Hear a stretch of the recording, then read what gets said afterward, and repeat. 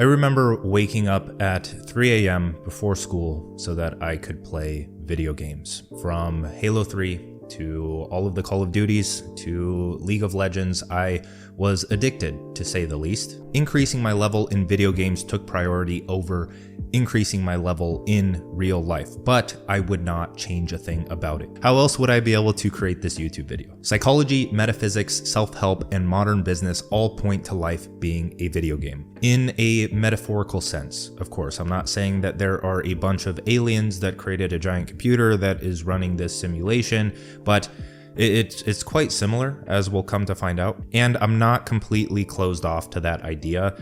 Who actually knows? I mean, this is where you get into like conspiracy theory territory. I genuinely don't believe that there are aliens running our lives, but who knows? And I want to break down each perspective from psychology, metaphysics, self-help, business, so that you can make progress towards your goals and fall in love with the process, understand how to tap into optimal states of consciousness, stop taking life so seriously and create your ideal future, reinvent yourself or the character that plays the game of life, and leverage your character to pursue your life's work and earn a meaningful income. A game is a structured flow of information. Life is information or information, and our quality of life depends on how we process that information. This will be in the next video called Mental Aesthetics: How to Build a Beautiful Mind.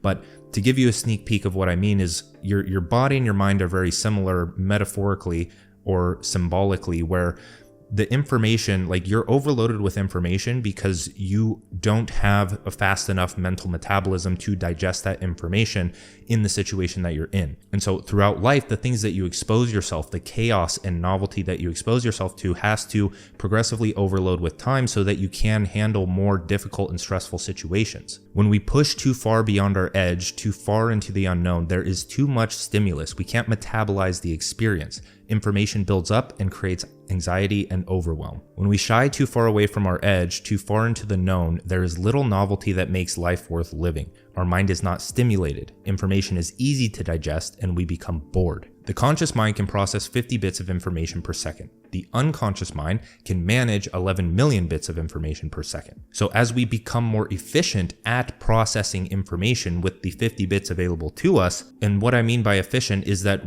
our unconscious or subconscious becomes trained to automatically process specific information, so that frees up room to process new information or novel things or new potential so that you can change your life. And when you do this, you free up that conscious attention so that you can invest your attention in what you deem meaningful. In video games, you have a map. The light of awareness reveals where you have been and what you have experienced. This knowledge allows you to make better decisions in the future. The darkness of the map is the unknown, and you wouldn't launch yourself too far from the known. You must slowly puncture the unknown, let the experience normalize through skill acquisition and emotional management, and press forward. One purpose of life is to raise your consciousness, and this is only possible by living at your edge, embracing the story of life, the highs, lows, successes, and catastrophic failures. The most miserable place you can be is in the middle. Before we dive any deeper, I have an announcement. I am running the last Solopreneur Sprints simply because I have other projects coming up. The sprint cohort style thing is going to move over to the software business that I'm building. The book launch it got pushed back, and so I'm running the Solopreneur Sprint. Long story short, if you're interested in creating your niche of one, building a name for yourself, and creating profitable career and business opportunities by writing about your interests online and building leverage, a one-person business, everything that we talk about here, what I see as a great route for people to take to discover and pursue their life's work, then check out Solopreneur Sprints, link in the description before enrollment closes. The first perspective we're going to talk about is psychology. The optimal state of inner experience is one in which there is order in consciousness. This happens when psychic energy or attention is invested in realistic goals and when skills match the opportunities for action. The pursuit of a goal brings order and awareness because a person must concentrate attention on the task at hand and momentarily forget everything else. That is a quote from the book Flow by Mihai Csikszentmihalyi. So that word, flow, you've heard about it before. It is the optimal state of consciousness that all mystics, ancients, psychologists, and almost everyone points to when they say, oh, I've feel absolutely amazing right now. I don't have any worries on my mind. I'm so focused at work. I'm so at one with nature, whatever it may be. It's where you are at one with being or doing, or when they collapse into one, when you are at one with the task. It's called autotelic activities. Auto meaning self, telic meaning goal, a self-contained goal. In this state, you lose self-consciousness and move through life without a worry in the world. It seems that the key to the good life is investing attention in what we deem meaningful, but what you deem meaningful is found by investing attention in what you eliminate as meaningless. This process of trial and error, high and low, focus and distraction is the natural balance that keeps life enjoyable. But if you get stuck in a low, chaos ensues. So we need to understand the concept of psychic entropy, because ordered consciousness is what creates degrees of the flow state. To order consciousness is to focus your attention on something external or internal. It can be external like a conversation or a task, or it can be internal like a thought or an emotion. Both have their benefits, and they change the way the brain operates. So there's the task positive network in psychology and the default mode network in psychology, and a few other networks that all vary depending on how you're focusing your attention, whether it's an open state of focus or a narrow state of focus. And I have this concept I call the focus matrix. So I'll throw a graphic up on the screen, but there's unconscious narrow focus, which is like stressed, anxious, reactive, annoyed. Unconscious open focus, which is lost, uncertain, overwhelmed, or a lack of clarity. Conscious narrow focus, efficient, task-oriented, flow state, deep work. Conscious open focus, which is present, creative, relaxed, or joyful. And so just by understanding this, you can identify where your focus is, how you feel, and start to move within the matrix to where you want to feel. If you have some work to do, then you need to narrow your focus on a specific task and use tools to do that. That's why productivity hacks are so useful, is because it's like, okay, set a timer that narrows your mind, have a goal, create a priority task, break it down into actionable steps, know what you're doing, narrows your mind even further. Some people even throw on headphones, they put on a hat, they close all the blinds, they do whatever. That just narrows everything in so that you can get into this deep flow state. And when we lose focus to a distraction, we increase the chances of psychic entropy. So entropy is that everything tends toward disorder. Psychic entropy is that your mind tends toward disorder, if not focused, or if your mental system is not maintained, if that order in consciousness is not maintained through conscious effort or energy. So when we give life or attention to something like a negative thought, that creates this puncture in our system or our frame of reference or our focus, and it allows a bunch of negative thoughts to come in. Like if you were to imagine you're in a plane and they open the door and everything just gets sucked out, but imagine it getting sucked out or into your mind. We can reverse this entropy or create order by something that I talk about doing all the time. This is very practical, where it's just creating the habit of zooming out, gaining clarity, and zooming back in. So when you focus on a negative thought, your mind narrows in on it. It starts to close off. You start to forget about that everything is just fine because you're not zoomed out. You're focused on the negative thought, and then it starts to multiply, and your focus just bounces between them all like a pinball until you realize that. And then you zoom out, you gain clarity, you think long term, you think about your vision, you think about your goals, you think about everything that's happened into the day, you deconstruct the situation, and then you pull from all of that to create clarity and come back into whatever it is you were doing. And now we have to understand that video games order consciousness, and there are things that we can learn from them. The lessons that we learn from video games can be used to enhance our skill acquisition, learning, and self-confidence. Because when you first start playing a game, you have no idea what you're doing. You go through a tutorial, so you aren't exposed to everything at once. You practice at level 1 until that level becomes boring. You are introduced to more skills, traits, and abilities to practice with. You progressively overload the challenge you take on until you decide to stop playing the game. There must be a skill challenge match in order to maintain order and consciousness. So here's a graphic I've shown before. On the left, you have the challenge level. On the bottom, you have the skill level. The top, if you take on a challenge that is too high for you, you get anxious or self-conscious. If you take on a task that is too low for you, then you get bored or self-centered. And so you must maintain this balance of flow or selflessness in the middle, because you start playing a game by learning the rules first. A game represents any situation in life, especially the ones where you lack confidence and can't see yourself winning. Then you practice the mechanics of the game. There are a series of steps or quests that provide education and practice in unison. Remember this when you approach anything new, or if you get bored with your current endeavor. If you are faced with a large challenge, then you need to step back, learn, and practice at your level. If you are bored with your current level of challenge, you need to expose yourself to the education of the next level. You need to slowly start to step into the unknown. You need to practice new skills and enjoy the neurochemical cocktail with a double of dopamine as you transcend into the next phase of your life. So that was the psychological perspective, but let's talk about the metaphysical perspective, or how we live in a survival-based simulation. If you play a video game on your computer, such as Doom or Uncharted, you see compelling 3D worlds and 3D objects, yet the information is entirely 2D.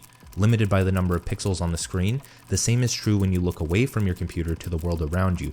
It too has pixels, and all information is 2D. That's a quote from Donald Hoffman in his book, The Case Against Reality. So Donald Hoffman is a cognitive psychologist and author of the book I just mentioned. So in the book and the various podcasts that I've listened to, he argues that human perception is a user interface to survive in this world, and that this user interface hides the true nature of reality. Because if we saw the truth, we wouldn't survive. Because through simulations that have been done, natural selection does not favor those that see the truth, or the ones that see reality as it is. And this aligns with psychedelic enthusiasts like Terence McKenna, who say that language is virtual reality. Perception is a closed system, and psychedelics allow you to see beyond our fitness-based perceptions. Hoffman also argues that space-time is a visualization tool, or that space and time are compression algorithms. They are the operating system of the user interface. So think of a desktop screen. Subjective reality is like a screen that has been programmed to help us see what we need to see and do what we need to do. Every material object is like an icon on the screen that you can move around and play with and possibly delete or lose. And the screen it's pretty, it's aesthetic, it has properties and qualities, and we should take them seriously, but not literally, as he says. And on the screen, you can click around and perform specific tasks that result in a desired outcome. These desired outcomes he calls fitness payoffs. And these payoffs are like points in a video game. Through trial and error, we learn how to win and how to evolve. And by winning, your offspring goes to the next level. In real world simulations, the organisms that saw the truth of reality went extinct, like an ant trying to have sex with a glass bottle, because it didn't have the perceptions or the survival instinct to mate with another ant. Its perceptions were distorted. And it's also very interesting that different organisms have different perceptions, where like a frog can see a completely different range of color than humans can. And so everyone thinks that they're seeing the truth, but in reality, it's like we're all playing a game of Grand Theft Auto. When we look at our computers and consoles that run these programs, they are packaged up nicely. We don't see the wires and diodes that transfer information to create what is on the screen. And even if we did see it, it wouldn't serve our survival. We wouldn't understand it and wouldn't be able to do anything with the jumble of electronics. Even further, we can't comprehend the code that is running the game. And we can draw connections between Hoffman's theory of this simulation or user interface and things like non-duality, infinite consciousness, and mentalism, idealism, Hinduism, Buddhism. You can really pull connections between anything, but those are the main ones where, to me, this feels more right than most other theories of everything. The thing here is, if you were to remove this user interface or human perception with a tool like psychedelics, you would eventually go insane. And I'm not saying that insane is bad necessarily. Maybe that's the truest thing there is. Maybe that's ultimate reality. Maybe that's ego death. But like when you're trying to operate within the real world or in this survival game, that's not going to serve you very much. And you're probably going to die sooner than later because you just won't be able to survive. You won't have that instinct. And there is a reason why people aren't on psychedelics 24 hours, 7 days a week. We aren't at that phase of evolution yet. And as I mentioned earlier, with the mental bodybuilding or your mind not being able to digest that much chaotic information or make sense of it, because how infinitely complex consciousness is in and of itself. If we were exposed to all of that, that's like, man, how would you even put it? That's like trying to physically eat the universe.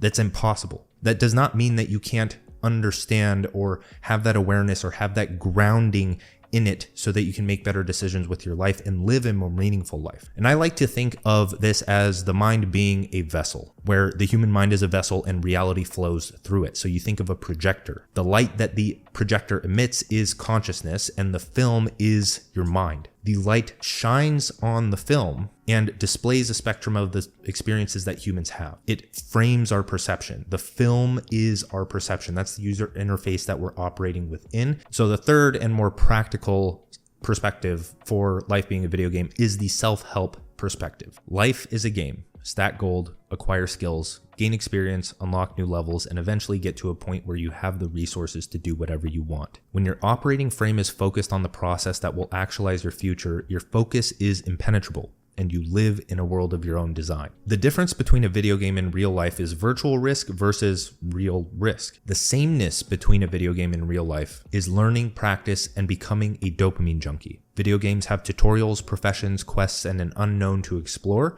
Real life has childhood, career paths, responsibilities, and potentials that you are unaware of, but once discovered, can drastically change how you think, act, and work. Once you understand the significance of the patterns illustrated between video games and life, you can begin to correct your behavior in a way that is conducive to your future. No problem can be solved from the same consciousness that created it. Albert Einstein. To raise your consciousness, you must raise your level of mind. To raise your level of mind, you must open your perspective. To open your perspective, you must identify problems, take on the challenge, acquire the skill, and receive the knowledge necessary to transcend your previous identity. With each level of mind, your identity must change. The knowledge, skill, belief, and experience you order in your mind as self determines the opportunities available to you. At level 1, you have access to opportunities slightly above your level. The opportunities you can register in your awareness exist on a spectrum. As you level up, you still have access to all of the opportunities underneath you and those slightly above your skill. It is a massive disservice to your life to distract yourself and never see what you are capable of. We need to understand how to create our own games. If games have a desired outcome, winning, a path to get there, progression, and habitual actions to take, priorities, then we can create games out of any situation in life. This universal principle of purpose, process, and priority is the underlying framework of human behavior. If you don't have a goal, you don't have a vision. If you don't have a path, you don't have clarity. If you don't have a task, you don't have focus. Most of your problems in life can be solved by understanding and applying this principle. To create a game, you need a hierarchy of goals that frames your attention. As an example, a 10-year goal that allows your vision to blossom, yearly goals, monthly goals, weekly goals, all of which are loosely held in the back of your mind. They should not be your master, but your guide. Only from there can you align your daily education and lever-moving actions with them. You're overly focused on the negative parts of life because you haven't built positive responsibilities that demand your focus. The more attention you invest in your goals, the stronger their gravity becomes. And lastly, for the self-help perspective, we need to know that all change is behavior change. To change your life, you must change your actions. To change your actions in the right direction, you need a plan. There isn't any other way. And if you don't create your own, someone will create a plan for you. To stick to the plan, you need a system. Systems are organized behavior changes. To create a system, you must attack your goals, embrace the nature of trial and error, double down on your successes, and persist until success becomes the default state in each area of your life: health, wealth, relationships, and happiness. If you have made it this far, congratulations. You made it past 3 perspectives: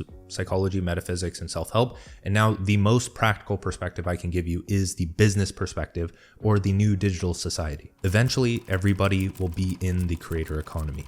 From Naval Ravikant. The world is shifting from corporate dominance to individual power thanks to technology. This is reflected in nature through the principle of division and unity. Everything divides and reunites over time. This also wraps in entropy, or that nothing is permanent. In the Renaissance era, the economy favored the multidimensional, the polymaths, the artists who refused to limit their abilities, the thinkers, creators, designers, builders, and individuals who took responsibility for their mental, physical, and spiritual development. In the digital renaissance we are going through, history is repeating itself. We can learn anything, do anything, and become anything thanks to the vast and rapid information expanding at our fingertips. The expansion of the mental plane of existence through the internet has created a field of infinite potential. Communication is no longer local, commerce is no longer local, friendships are no longer local, society is no longer fragmented, the creator economy is virtual reality, your personal brand is your character, online business is the game and progression, networking is how you build a powerful tribe, purposeful products are how you make a living, the intrinsic philosophy you cultivate throughout your journey is the marketing firepower that attracts those like you. You are a part of the creator economy right now. The question is, Which side are you on? Are you engaging in the mutual benefit of value exchange, product for money, or are you draining your attention, overloading your mind, and wasting your creative ability by not producing anything in return for the value you are taking? Business is arguably the most spiritual endeavor you can take. Business is how you train your spirit. It is how you get better at contributing to humanity, something greater than you, spirit. And of course, my favorite way of framing this is the one-person business, or just turning yourself into the business. So a graphic that you can screenshot, but we're going to go over each of these: how goals turns into brand, how problems turn into content, how systems turn into product, how benefits turn into marketing. And a classic quote from Alan Watts that I love is that sensible people get paid for doing what they enjoy doing. First, let's talk about brand, or that you are the most profitable niche. Your brand is your online avatar. Strong brands have vision, a big irrational goal that they are leading their followers toward. The gravity of that goal and the energy displayed along with it is what attracts people to you. Your brand is your highest version. It is who you are becoming. It is your guiding light toward a better future that allows you to align your actions with goals through a tangible vessel that others can benefit massively. Your job is to display who you are in your profile picture, images, bio, and website. Your style shapes your design, and your vision shapes your bio. Your goals shape the content, product, and marketing you create under your brand hierarchy. The second thing is content, or lessons learned completing quests. Your content is the ideas, thoughts, beliefs, opinions, lessons, and advice you acquire as you pursue your challenging hierarchy of goals. Do you see the power in this? Writing has changed my life. It has brought self-awareness, self-understanding, and the ability to organize my thoughts or order consciousness to make life more enjoyable. This is the driving factor of why I created my course, 2-Hour Writer, to teach you what is arguably the most valuable skill, high-impact writing, and something that will never go out of style, even with the emergence of AI. Because you don't need fancy content frameworks and templates. These help, of course, but the best content doesn't come from these. The best content comes from energy transfer. As you acquire knowledge and skills through your education and your learning and just experiencing life, there are going to be things that register in your awareness more than others. The things that cause excitement or increase dopamine, the novel ideas, the things that you see useful, viewing from the lens of your vision. If you don't have a vision, you can't do this. You need a vision or a goal and an active problem that you are solving so you can filter good information from bad. And when you do find the good information, you feel it and you note it down and then you share it with other people online. And that alone, since it caused excitement in you, it's going to cause excitement in other people if you get that content spread and know how to grow. And it's that simple. That's how you attract a like-minded tribe. So after brand and content, you need a product or systems for behavior change, because the best products spark positive behavior change. Behavior change is reflected in the eternal markets of business, health, wealth, relationships, and happiness. So write to yourself, build for yourself, and sell to yourself. Create a product or service out of the knowledge and skills you've acquired on your journey.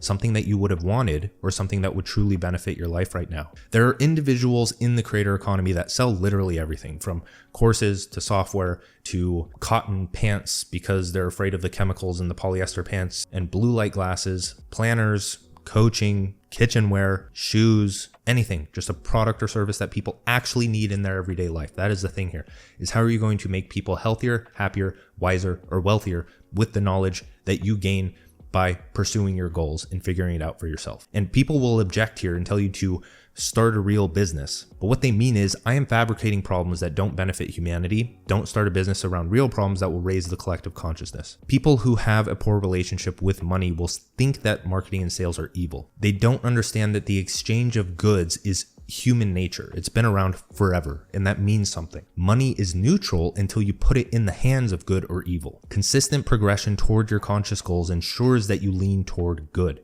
When you solve your own problems and sell the solution, you can guarantee that those problems exist on the cosmic scale and rest well knowing that you are making a difference. The last is marketing, because you need a brand to build leverage and a readership. You need content to also nurture and build that. And you need a product to monetize, but then you can't monetize if you don't know how to market or promote yourself. So it is wise to study marketing and sales. See either of my $1 million skill stack videos. They are evergreen skills backed with psychological and metaphysical principles of value exchange. Of course, there are tainted aspects of those skills. People who lack moral development will use them for evil, but like money, These skills are neutral until wielded. So invest in education around these, but do so to note patterns and principles that shape your articulation and persuasive ability. From there, use an intrinsic philosophy that you cultivate while you're playing the game. Goals imply problems and problems imply struggle. You will struggle on this journey, but the lessons learned are what increase your level of mind. The reasons or whys behind your pursuit is how you promote the product